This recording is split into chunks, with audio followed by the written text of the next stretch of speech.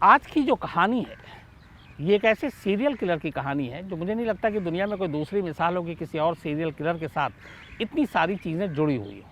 कोई serial killer जिसके sir पर करीब 100 कत्ल का इल्ज़ाम हो, फिर भी लोग उसे हीरो माने, उससे प्यार करें। एक ऐसा सीरियल किलर जिस पर 100 कत्ल का इल्ज़ाम है और कानून ऐसा है कि 30 साल से ज़्यादा वो जेल में बंद नहीं रह सकता और वो बाहर आ जाए। एक ऐसा सीरियल किलर जिसने 100 में से 50% से ज़्यादा कत्ल जेल के अंदर ही किए।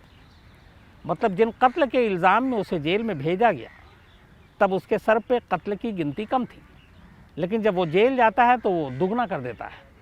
मतलब जितने लोगों को उसने बाहर नहीं मारा उतना सज़ा मिलने के बाद जेल के अंदर जाकर मारता है। इसकी भी दूसरी मिसाल नहीं मिलती। एक लंबी सज़ा काट के वो जेल से बाहर आता है।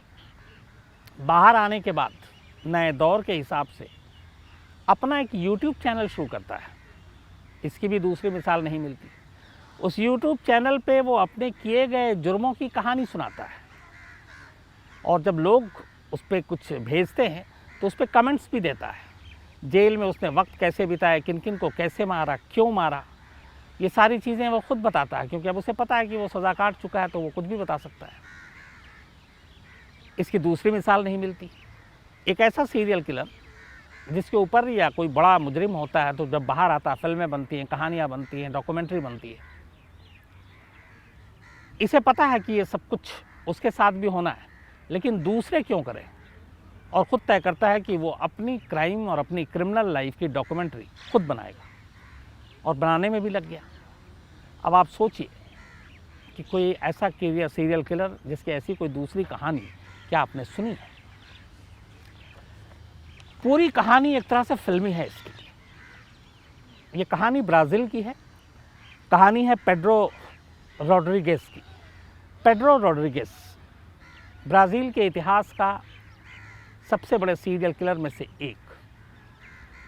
इसकी शुरुआत से ही कहानी बड़ी अजीब है।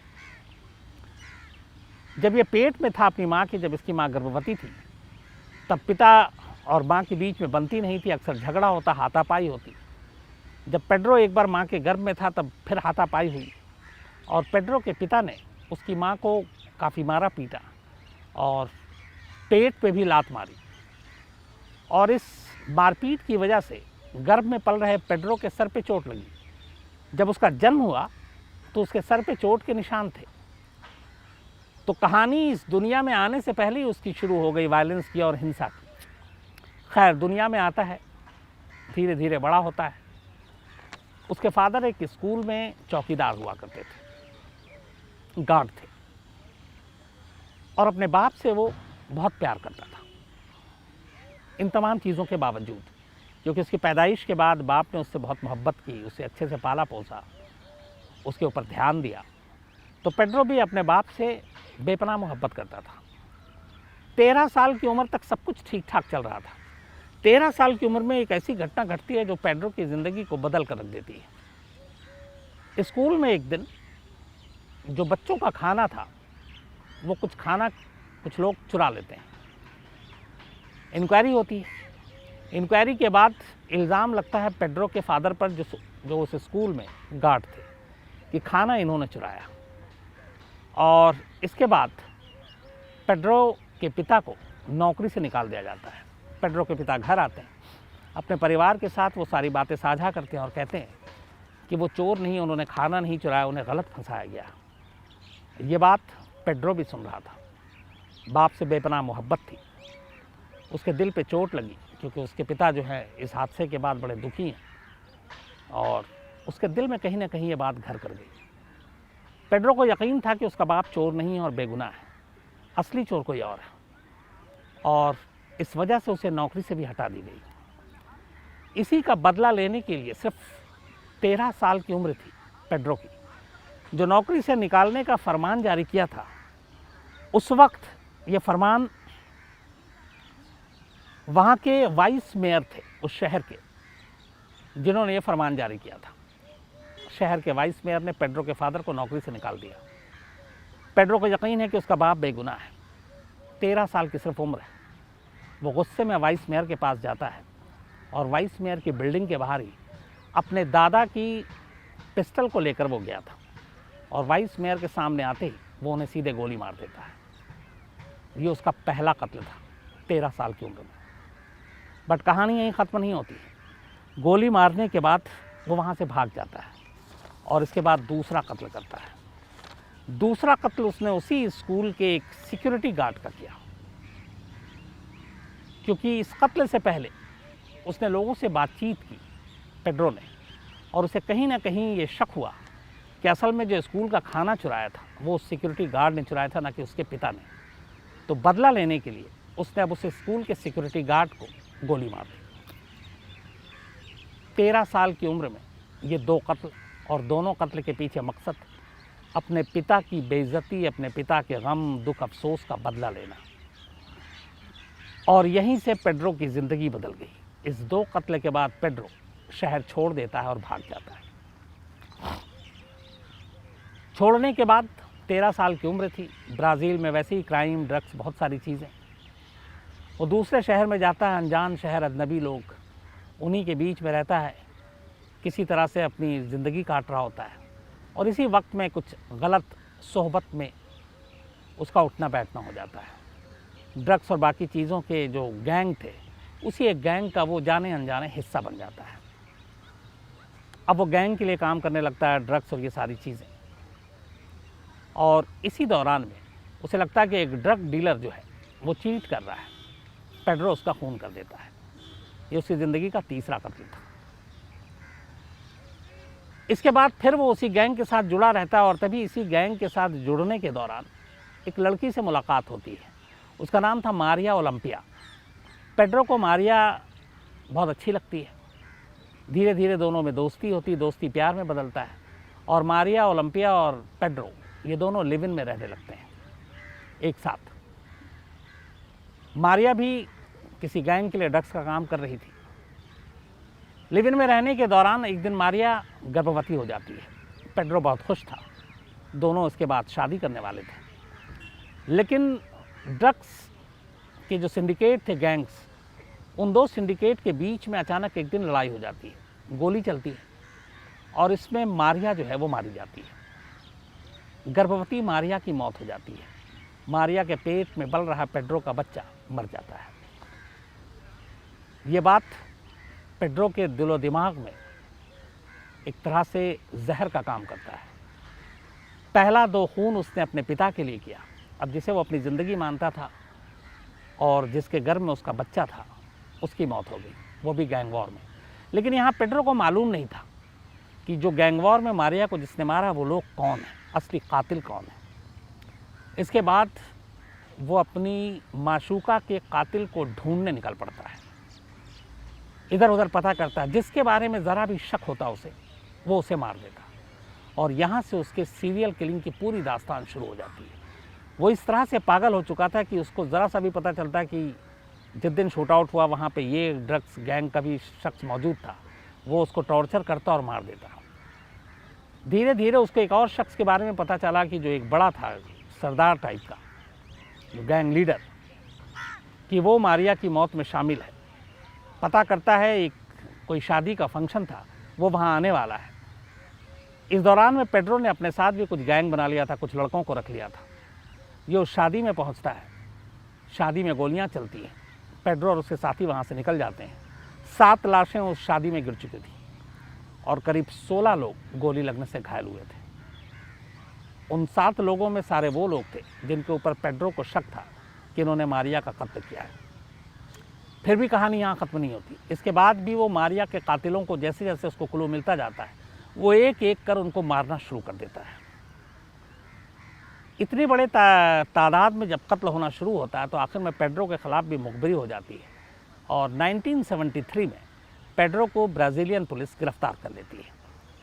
गिरफ़्तार करने के बाद 24 मई 1973 की तारीख़ थी जब पेड्रो पहली बार गिरफ़्तार हुआ। गिरफ़्तार होने के बाद उसके कत्ल का जो पूरा कच्चा चिट्ठा था वो जांच एजेंसियों के सामने आता है।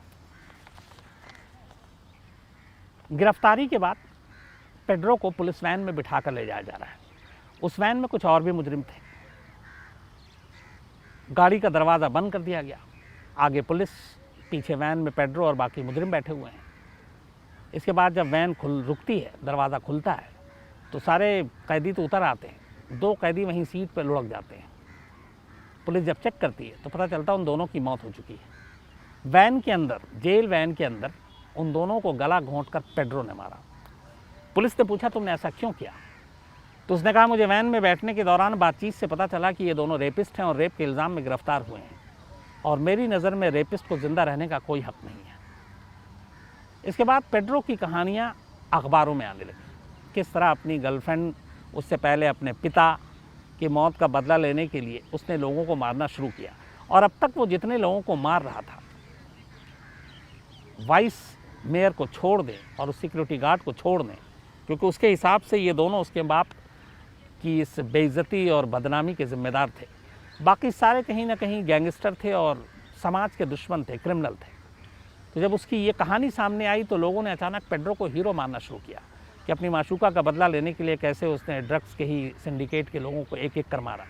और फिर जब इस वैन की कहानी आई कि वैन के अंदर भी उसने 2 लोगों को मारा और उसके हिसाब से ये रेपिस्ट थे, तो फिर और उसको हीरो की तरह पेश किया जाने लगा। अब पेड्रो जेल के अंदर था।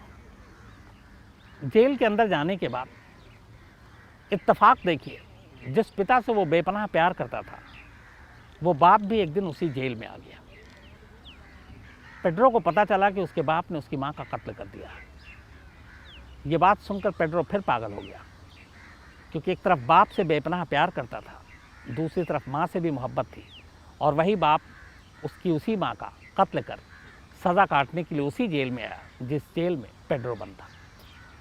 इसके बाद एक सुबह जेल में हंगामा मच जाता है।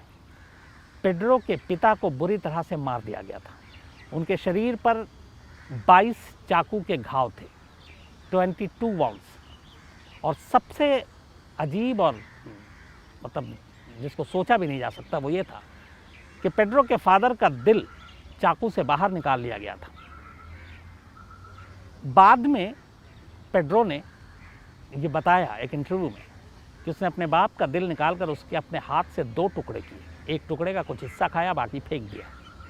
और ये सब कुछ इसलिए किया क्योंकि जिस बाप से उसे बेपनाह मोहब्बत थी, उसी बाप ने उसकी माँ का कत्ल किया और ये चीज़ उसे बर्दाश्त नहीं कर पाया। और उसे लगा कि उसके बाप के सीने में दिल नहीं है, और इसीलिए 22 चाकू मारने के बाद फिर दिल भी निकाला। सबसे बेरहमी और बेदर्दी के साथ जो कत्ल पेड्रो ने अपने हाथ से किया था, वो अपने बाप का ही किया था। इसके बाद जेल के अंदर एक के बाद एक उसने 40 से ज़्यादा कत्ल किए। जब जब कोई मुजरिम आता जिसके बारे में होता कि इसने किसी का कत्ल किया है, किसी का रेप किया है, पेड्रो ऐसे लोगों को मौका देखते ही मार डालता, और इस तरीके से उसकी सज़ा लगातार बढ़ती गई। कुल मिलाकर पेड्रो के जुर्म के लिए ब्राज़ील की अदालत ने उसे 128 साल की सज़ा दी, और ये 128 ईयर्स की सज़ा इसलिए थी क्योंकि पेड्रो के ऊपर करीब तब तक 100 लोगों के कत्ल का इल्ज़ाम था। ब्राज़ील का सबसे बड़ा सीरियल किलर था वो। तो 128 ईयर्स की सज़ा हुई, लेकिन ब्राज़ील का एक कानून पेड्रो के लिए वरदान बनकर आया। ब्राज़ील का एक कानून है जिसमें ये कहा जाता है कि कोई भी शख्स चाहे कितना भी संगीन जुर्म किया हो, मैक्सिमम अधिकतम वो 30 साल तक जेल में रह सकता है। 30 साल के बाद वो अचानक अपने आप रिहा हो जाएगा, क्योंकि वहाँ की कोई भी जेल, वहाँ का कोई भी कानून किसी मुजरिम को 30 साल से ज़्यादा जेल की चारदीवारी के अंदर कैद करके नहीं रख सकता है।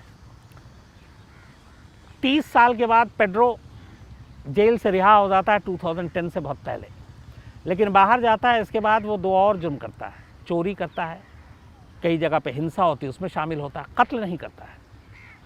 फिर उसे 4 साल, 5 साल और 8 साल की सज़ा होती है। वो फिर जेल जाता है, फिर बाहर आता है, फिर एक जगह एक दंगा हो जाता है, उसमें उसका नाम आता है, फिर से जेल जाता है। आखिरकार 2018 में पेड्रो आखिरी बार रिहा हुआ। करीब 34 साल उसने जेल में काटे अपनी ज़िंदगी के। 2018 में रिहा हुआ है और उसके बाद से पेड्रो दोबारा जेल नहीं गया। लेकिन 2018 में बाहर आने के बाद पेड्रो के ऊपर बहुत सारी कहानियाँ लिखी गई, फिल्में तक बनाने की बात हुई। पेड्रो के दिमाग में आया कि उसकी कहानी, उसके जुर्म की दास्तान कोई और क्यों सुनाए, कोई और क्यों लिखे, कोई और उस पर क्यों फिल्म बनाए। उसने अपना यूट्यूब चैनल खोला ब्राज़ीलियन में, और वो उस चैनल पर अपने वीडियो जो है अपलोड करता है और बारी बारी से अपने जुर्मों की कहानी सुनाता है कि उसने कब, कौन सा, कैसे, क्यों, कहाँ कत्ल किया, जेल के अंदर कैसे कत्ल किया, जेल वैन में कैसे किया, बाप को क्यों मारा। ये सारी चीज़ें सिलसिलेवार वो उस पर कहानी सुनाता है और बाकायदा लोगों के कमेंट्स पे कमेंट्स भी करता है। और अब उसने तय किया है कि वो अपनी ज़िंदगी के ऊपर एक डॉक्यूमेंट्री बनाएगा, क्योंकि ब्राज़ील और इसके कहते हैं कि बाहर की भी कई देशों के लोगों ने इंटरेस्ट दिखाया था कि पेड्रो के ऊपर डॉक्यूमेंट्री बनाई जाए, फिल्म बनाई जाए। तो उसने खुद कहा कि कोई और क्यों बनाए, मैं बनाऊंगा। फाइनेंसर भी बहुत सारे मिल गए हैं, सब कुछ है, तो अपनी डॉक्यूमेंट्री खुद अपने हिसाब से बनाना चाहता है। यूट्यूब चैनल ऑलरेडी लॉन्च कर चुका है और फ़िलहाल पिछले 2 सालों में उसको लेकर कोई ऐसी खबर नहीं आई जिससे ब्राज़ील की पुलिस या एजेंसी को कोई चिंता हो। लेकिन हाँ, उसके ऊपर लगातार नज़र रखी जा रही है। जेल के हिसाब से और जेल के बाहर उसने जो कुछ किया, उसको मनोचिकित्सक और उन सारी चीज़ों को भी दिखाया गया। बल्कि कई बार ये भी कहा गया जो ब्राज़ीलियन पुलिस है कि इसकी आज़ादी या इसका खुले में रहना समाज के लिए ख़तरनाक है। लेकिन फिर कानून आड़े आ गया कि उसको कैसे बंदी बनाया जा सके। बाहर आने के बाद वो छोटे मोटे जॉब भी उसने किया और कहते हैं अब अपनी डॉक्यूमेंट्री और यूट्यूब से काफ़ी पैसे कमाने की उसने पूरी प्लानिंग कर रखी है। तो ये थी कहानी एक ऐसे सीरियल किलर की जो दुनिया में सबसे अलग था। आज इतना ही, कल फिर आपसे मुलाकात होगी किसी नई कहानी के साथ। तब तक अपना ख्याल रखिएगा। Thank you very much.